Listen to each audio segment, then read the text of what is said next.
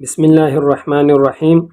آج کی ویڈیو میں ہم سورۃ الفاتحہ جو کہ مکی صورت ہے تجوید اور صحیح تلفظ کے ساتھ شروع کریں گے۔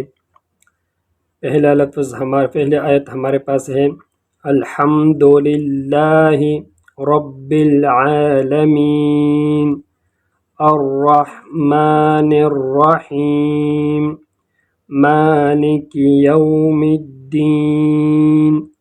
آپ میرے ساتھ پڑھیں تاکہ آپ کو پڑھنے میں اور سیکھنے میں آسانی ہو۔ جیسے میں پڑھتا ہوں ویسے آپ پڑھیں۔ الحمد للہ رب العالمین الرحمن الرحیم مالک یوم الدین۔ اب اس میں جو تجوید قواعد ہیں ہم وہ پڑھیں گے۔ یہاں پر الحمد میں الف لام ہے اور لام کے بعد ہا آیا ہے جو کہ حروف قمریہ میں سے ہیں۔ جب الف لام کے بعد حروف قمریہ میں سے کوئی حرف آئے تو وہاں پر ہم لام کو ظاہر کریں گے، جیسے ہم نے یہاں پر لام کو ظاہر کیا ہے الحمد۔ پھر میم ساکن ہے اور اس کے بعد دال آیا ہے، تو یہاں پر ہم میم کو بھی ظاہر کریں گے۔ اس میں اخفاء شفوی یا ادغام شفوی نہیں کریں گے بلکہ اس کو ظاہر کریں گے الحمد۔ پھر اس کے بعد للہ میں لفظ اللہ کا لام وہ باریک پڑھیں گے کیونکہ لفظ اللہ کے لام سے پہلے زیر آیا ہے، اور جب لفظ اللہ کے لام سے پہلے زیر آ جائے تو وہاں پر ہم اس لفظ اللہ کے لام کو باریک پڑھیں گے للہ۔ اس کو پر نہیں پڑھیں گے، للہ پڑھیں گے، للہ نہیں پڑھیں گے، یہ غلط ہے۔ للہ الحمد للہ رب یہاں پر را پر فتحہ ہے، زبر ہے، تو اس کو پر پڑھیں گے رب، اور با مشدد ہے، اس کو شد کے مشدد پڑھیں گے، اس پر شد آیا ہے، اس کو مشدد پڑھیں گے۔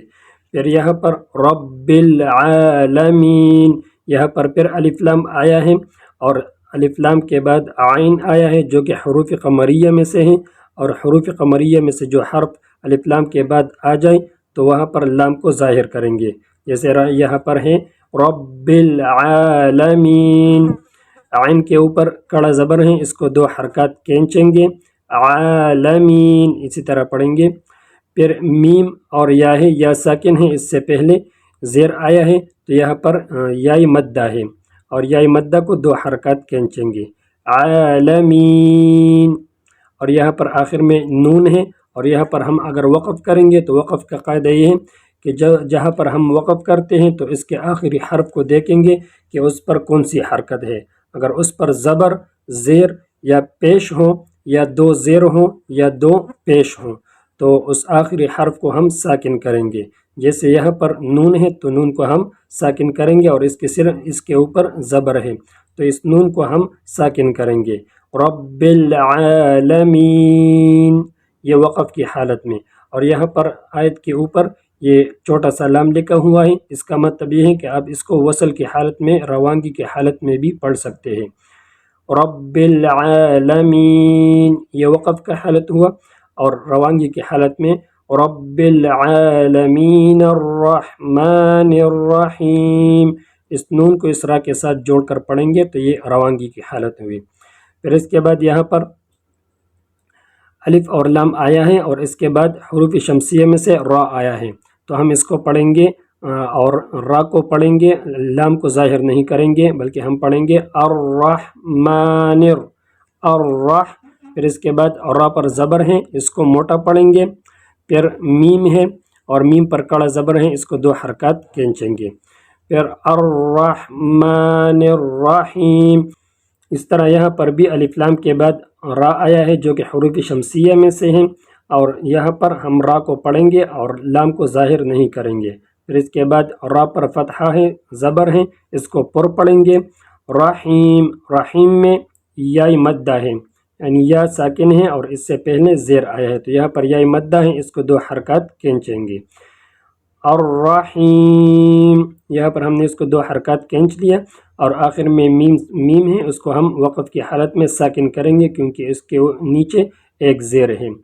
پھر اس کے بعد مالک میں میم پر کڑا زبر ہے، اس کو 2 حرکات کھینچیں گے مالک، यौमिद्दीन।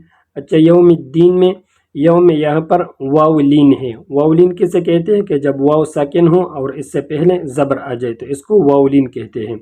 इसको वसल की हालत में हम खींचेंगे नहीं, लेकिन जब हम वक़फ़ करेंगे, मिसाल के तौर पर अगर हम यौम पर वक़फ़ करेंगे तो फिर हम इसको 2 हरकत खींच सकते हैं। जैसे यहाँ पर अगर हम वक़फ़ करें कि मालिक यौम, इसी तरह हम पढ़ सकते हैं। लेकिन वसल की हालत में, रवानगी की हालत में हम ऐसी नहीं पढ़ सकते, मालिक यौमिद्दीन ऐसा नहीं पढ़ेंगे, बल्कि वसल की हालत में मालिक यौमिद्दीन, वसल की हालत में ये खींचेंगे नहीं।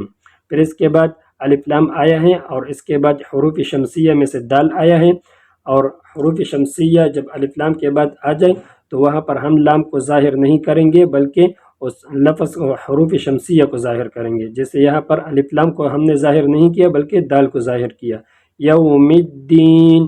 फिर दाल मुशद्दद है, इस पर शद है, इसको मुशद्दद पढ़ेंगे। फिर इसके बाद या साकिन है और दाल पर ज़ेर है, तो हाँ यहाँ पर याई मद्दा है और याई मद्दा को हम 2 हरकत खींचेंगे। फिर आखिर में नून है और इसके नीचे एक ज़ेर है, तो इसको भी हम साकिन करके पढ़ेंगे, मालिक यौमिद्दीन। अब मेरे साथ एक दफ़ा पढ़ें, अल्हम्दुलिल्लाहि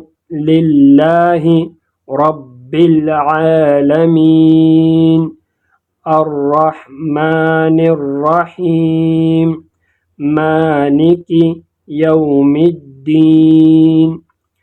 अगर आज की सबक आपको पसंद आए तो वीडियो को लाइक करें, शेयर करें और कमेंट में ज़रूर बताएं कि सबक हमें पसंद आया। इसी तरह रोज़ाना कुरान मजीद तजवीद के साथ सीखने के लिए हमारे चैनल को सब्सक्राइब करें।